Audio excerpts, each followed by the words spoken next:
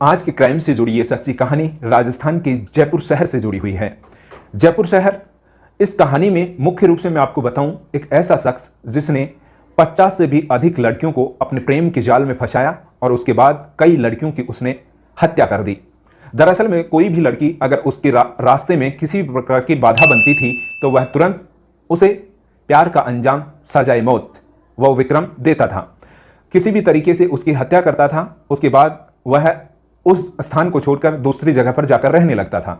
दरअसल में यह विक्रम बेरवा नाम का शख्स, जिसका एक नाम मिंटू भी है, विक्रम उर्फ मिंटू नाम का ये व्यक्ति राजस्थान में ही नहीं बल्कि मध्य प्रदेश के ग्वालियर, चंडीगढ़ और मुंबई, अन्य कई जगहों पर भी ऐसी वारदात कर चुका है कि लड़कियों को वह अपने प्रेम के जाल में फंसाता है। उसके बाद उनके साथ शारीरिक संबंध बनाता है। उसके बाद वहाँ से कुछ दिनों बाद जब वह एक नकली आर्मी ऑफिसर बनता है उन लड़कियों के सामने, तो कहीं पर वह एक इनकम टैक्स ऑफिसर बनता है। इस तरीके से वो लड़कियों को झांसा देकर उन्हें अपने जाल में फंसा लेता है। उसके बाद जब लड़कियों को या फिर उनके आसपास के लोगों को वहाँ पर पता चलता है तो वह जगह बदल देता था और एक नई जगह पर, नए स्थान पर जाकर रहने लगता था। उसी शख्स की पूरी क्राइम स्टोरी की हम बात करेंगे। दरअसल में वाकया है 22 फरवरी 2022 का। रात को वह 22 फरवरी 2022 को उस समय जयपुर में रह रहा है। जयपुर का करधनी थाना क्षेत्र में निवारू रोड पर एक स्थान है आर्मी नगर। उसी आर्मी नगर में वह विक्रम उर्फ मिंटू, राजस्थान पुलिस एक एसआई है राजेंद्र यादव, उनके घर पर पहले माले पर रूम किराए पर लेकर रहता है। और उस रूम में जब किराए पर लेता है तो वह रूम मालिक को जानकारी दे देता है कि वह कुछ दिन लिव इन रिलेशन में रहेगा और कुछ दिन बाद उसकी शादी हो जाएगी। शादी तय हो चुकी है, इसलिए उनके घर परिवार वालों को कोई आपत्ति नहीं है, वे दोनों यहाँ पर लिव इन रिलेशन में हैं। ऐसी जानकारी देकर वो रूम किराए पर ले लेता है। अब रूम किराए पर लेने के बाद लगभग महीना बीत चुका है। अब समय आता है 22 फरवरी 2022 का। उस रात को अचानक जिस लड़की के साथ में वो रह रहा था, उस लड़की का नाम है रोशनी, और रोशनी के और विक्रम की रात को कुछ बातचीत होती है। हालांकि बातचीत क्या थी वह भी आगे इस स्टोरी में बताऊंगा, लेकिन कुछ बातचीत होकर दोनों में अनबन होती है और उसी रात को वह रोशनी का गला दबाकर उसकी हत्या कर देता है। हत्या करके ही रात को कंबल ओढ़कर वहां से फरार हो जाता है, निकल जाता है। दरअसल में जब सुबह होती है 23 फरवरी को जब सुबह हुई, परिवार वाले देखते हैं कि रूम से कोई बाहर नहीं निकला। आकर कमरे में देखते हैं तो कमरे में रोशनी बेहोश हालत में दिखती है, लेकिन जब उसकी पुष्टि की जाती है तो वह रोशनी का मृत शरीर है, लाश है, वो मर चुकी है। अब आनन फानन में जांच के लिए उसको पोस्टमार्टम के लिए उसकी लाश को भेजा जाता है और वहाँ पर यादव साहब जिनके घर पर वो रह रहा था, वो उस लड़के को फ़ोन पर जानकारी देते हैं कि ऐसे रोशनी की इस हालत में है, तो आप एक बार आओ और मिलो, देखो। अब विक्रम जो है वो फ़ोन उठाकर फ़ोन पर बात भी करता है और कहता है कि मैं कुछ ही देर में, यानी कि जल्द ही वहाँ पर पहुँच रहा हूँ। लेकिन कुछ समय बीतता है, उसके बाद भी विक्रम वहाँ पर नहीं पहुँचता है और फ़ोन स्विच ऑफ कर लेता है। फ़ोन स्विच ऑफ करता है। उधर रोशनी का पोस्टमार्टम होता है तो फॉरेंसिक रिपोर्ट के मुताबिक उसकी हत्या की गई है, गला घोंटकर उसकी हत्या की गई है। लेकिन विक्रम का कुछ प्लान था कि वो इसको आत्महत्या में बदलना चाहता था कि पुलिस को ये लगेगा कि उसने खुद ने आत्महत्या कर ली है, लेकिन ऐसा नहीं हुआ। दरअसल में अब जहां पर रूम में वो रह रहा था वहां पर कुछ सबूत भी नहीं है कि विक्रम कहां का है, रोशनी का। अचानक उनके रूम में तलाशी ली जाती है तो रूम में रोशनी के और विक्रम के कुछ डॉक्यूमेंट मिलते हैं। उन डॉक्यूमेंट्स के आधार पर जानकारी मिलती है कि वह जो रोशनी नाम की लड़की है वह हरदोई की रहने वाली है, हरदोई मध्य प्रदेश की मूल निवासी है। अब वहां पर रोशनी के घर वालों को इतला की जाती है, सूचना दी जाती है कि रोशनी का ऐसे इस तरीके से हत्या हो चुकी है, तो उसको घर वाले उसकी लाश को लेने के लिए आते हैं। अब वहां पर विक्रम की जानकारी मिलती है कि वह विक्रम बेरवा उर्फ मिंटू नाम का जो शख्स है वह राजस्थान के ही दौसा जिले के सैंथल गांव का रहने वाला है। अब वहां पर भी पुलिस की एक टीम पहुंचती है विक्रम को पकड़ने के लिए, लेकिन विक्रम, जब गांव वालों से पूछताछ की जाती है तो पता चलता है कि विक्रम जो है 7 साल पहले ही गांव छोड़ चुका है, अब वह गांव में नहीं रहता है। इसके चलते पुलिस की टीम वहां से भी खाली हाथ लौट आती है। अब पुलिस टीम उसके संबंध में विक्रम की जो फ़ोन कॉल्स है उसके आधार पर, लोकेशन के आधार पर उसको पकड़ने के लिए उसके पीछे लगती है। पुलिस की कई टीमें बन चुकी हैं और उस विक्रम को या मिंटू को पकड़ने के लिए तलाश कर रही हैं, जगह जगह दबिश दे रही हैं, जिसमें पुलिस की टीमें अलवर, दौसा, जयपुर की पुलिस की टीमें भेजी गई और विक्रम को पकड़ने के लिए प्रयास कर रहे हैं, लेकिन पुलिस टीम को कुछ दिनों तो सफलता नहीं मिलती, कोई सुराग नहीं मिलता, क्योंकि वह जो विक्रम था वह पुलिस के आने से पहले ही अपनी लोकेशन बदल लेता था। जब पुलिस उस लोकेशन पर पहुंचती तो वहां से वो फरार होकर एक नई लोकेशन पर पहुंच जाता था। ऐसे पुलिस को कई दिन वो चकमा देता रहा। लेकिन जब यहां पर पुलिस इन्वेस्टिगेशन की बात आती है तो वो जो एसआई यादव साहब हैं वह उसी करधनी थाना क्षेत्र में थे जहां पर उस मामले से संबंधित थाना लगता था। तो करधनी थाना क्षेत्र में ही रोशनी के हत्या से संबंधित ये मामला दर्ज किया गया था और उसी थाना के जो अधिकारी हैं वो है बनवारी लाल मीणा। वो थाना प्रभारी जो हैं बनवारी लाल मीणा भी इस केस में इन्वेस्टिगेशन कर रहे हैं अपनी टीम के साथ में।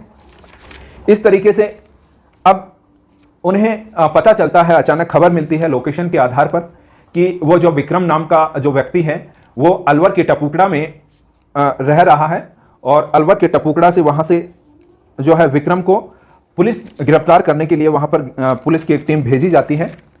तो वहाँ पर एक दंपति के घर पर वो टपुकड़ा में रह रहा है, वहाँ से उसे गिरफ्तार कर लिया जाता है। पुलिस के द्वारा जब विक्रम को गिरफ्तार किया जाता है तो उसे गिरफ्तार करके पुलिस जयपुर लाती है। जयपुर लाने के बाद उससे पूछताछ के लिए एक टीम बनती है, जिस टीम में होते हैं डीएसपी वेस्ट जयपुर के ऋचा तोमर, एडिशनल एसपी हैं राम सिंह शेखावत और एसपी प्रमोद कुमार स्वामी तथा करधनी थाना क्षेत्र के जो प्रभारी हैं करधनी थाना की बनवारी लाल मीणा। उन्होंने विक्रम बेरवा से सख्ती से पूछताछ की कि उसने इस घटना को अंजाम किस तरीके से दिया। तो वह विक्रम बेरवा अपने जो काले कारनामों के पूरा चिट्ठा खोलता है। सख्ती से जब पुलिस पेश आती है तो पूरी वारदात को किस तरीके से अंजाम दिया, तो बड़ी हैरान कर देने वाली बात निकलकर सामने आती है।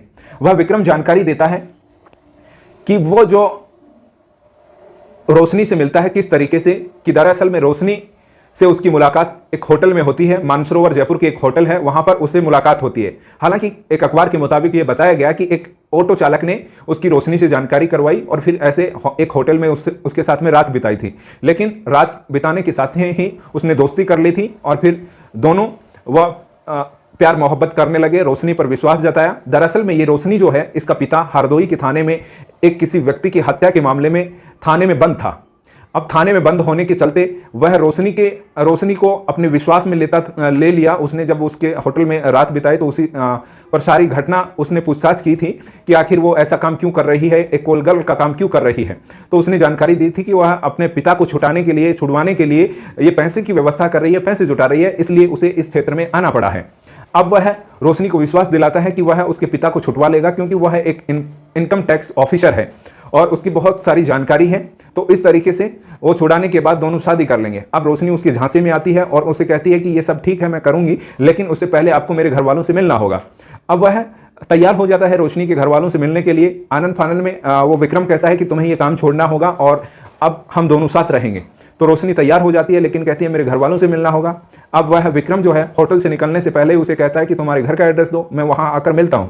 लेकिन रोशनी कहती है कि मेरा जयपुर में बस स्टैंड ही मेरा घर है, मैं केवल इसी होटल में एक कमरे में मेरे कुछ कपड़े हैं वो लेकर आती हूं और फिर हम घर के लिए निकल सकते हैं। तो ऐसे ही करके दोनों वहां से जयपुर से हरदोई के लिए निकलते हैं। हरदोई पहुंचते हैं, घर पर जाते हैं, घर वालों से, माँ से और अन्य सदस्यों से रोशनी मुलाकात करवाती हैं और विक्रम की मुलाकात एक जो इनकम टैक्स ऑफिसर है उसके रूप में वहां पर पहचान करवाती है और वह कहती है कि इनकी जो जानकारी है बड़े बड़े ऑफिसरों तक है, ये अपने पिताजी को कुछ ही दिनों में छुड़ा देंगे, उसके बाद वे दोनों शादी कर लेंगे। इस पर घर वालों को भी खुशी हुई कि आखिर घर बैठे ही एक अच्छा उसको दामाद मिल गया है, उसकी माता को विश्वास हुआ।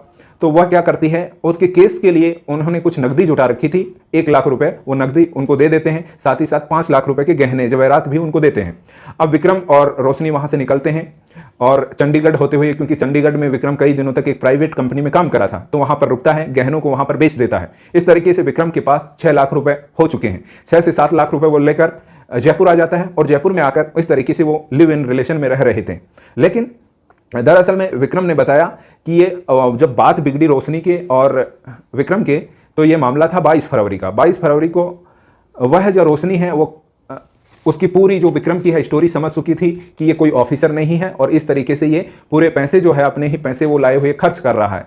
तो वो उससे कहती है कि आपके साथ रहने से तो अच्छा है कि मैं किसी अन्य मर्दों के साथ में रात बिताऊं, जिससे कि मेरे को कम से कम पैसे तो मिलेंगे, लेकिन आपके साथ रहकर मुझे क्या मिल रहा है, सब मेरे ही घर वालों से जो पैसे लिए उसको आपने बर्बाद कर दिए। और इस तरीके से वो रोशनी पर क्या कर रहा था, पैसे और लाने का दबाव बनाने लगा था।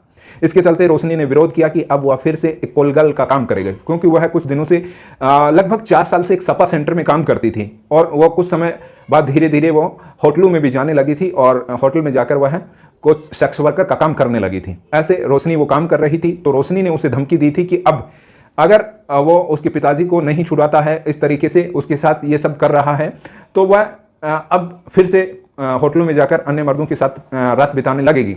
इस बात को लेकर वो आग बबूला हो गया और गुस्सा आ गया। उसके चलते उसने रोशनी का गला दबाकर हत्या कर दी थी। उसके बाद वो वहां से फरार हो गया था।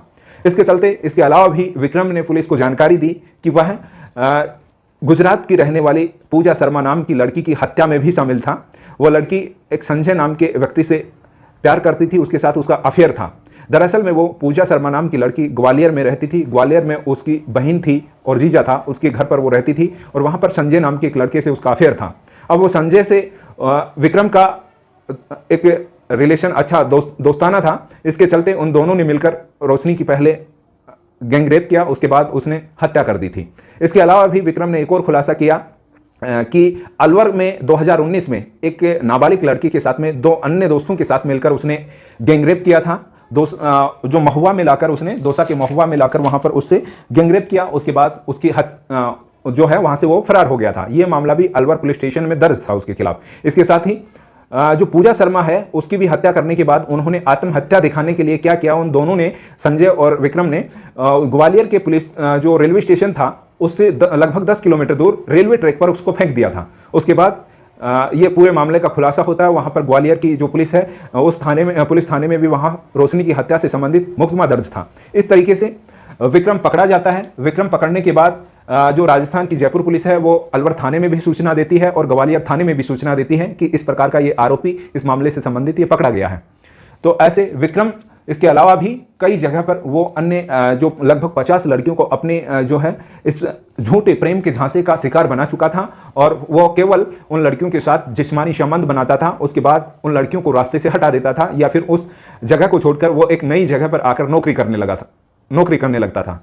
और कई जगह वो अपने आप को आर्मी ऑफिसर बताता था। वह क्या करता था कि आर्मी ऑफिसर की वर्दी थी उसके पास में और उसी वर्दी में वेशभूषा में वो कई फोटो तस्वीर उन्होंने बना रखी थी, लोगों को दिखाता था, लड़कियों को दिखाता था। उसके बाद एक सातिराना अंदाज में जय हिंद बोलता था काम करने के बाद में, काम उससे बातचीत करने के बाद में, तो उन्हें लगता था कि जरूर ये आर्मी ऑफिसर है। और उसकी कदकाठी से, बॉडी लैंग्वेज से ऐसा लगता नहीं था कि ये कोई फेक है या फिर ये वास्तव में ही एक ऑफिसर जैसा वो लगता था। और जब भी आर्मी ऑफिसर बताता था उस वक्त वो फौजी कटिंग करवाई रहता था। इस तरीके से बहुत ही सातिराना अंदाज में उसने पुलिस को, लोगों को, लड़कियों को अपने झांसे में फंसाया और सातिराना अंदाज में वो बचता रहा।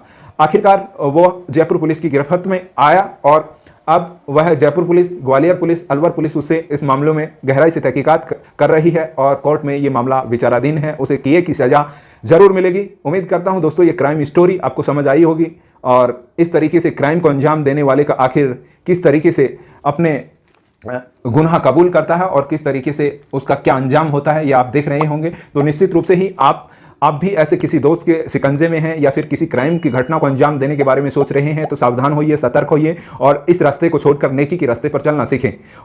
फिर मिलेंगे एक ऐसी ही कहानी के साथ, तब तक जयपुर वाला यूट्यूब चैनल के साथ मैं वीके सनी। नमस्कार।